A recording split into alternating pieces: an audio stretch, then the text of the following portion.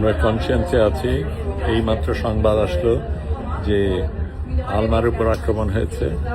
খানিকক্ষণ পরে ওখান থেকে সিগন্যালে থেমে গেল। এখন আমরা সবাই এখানে জড়ো হয়েছি, সবাই উদ্বিগ্ন।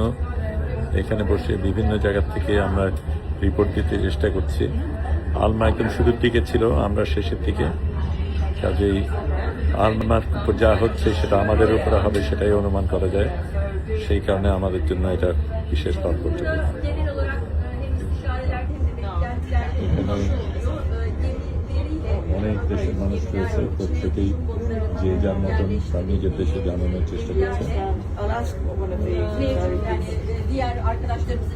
এখানে তুরস্কের একজন এমপি, তিনি নিজেই রিপোর্টিং করছেন, আমরাও দেখছে।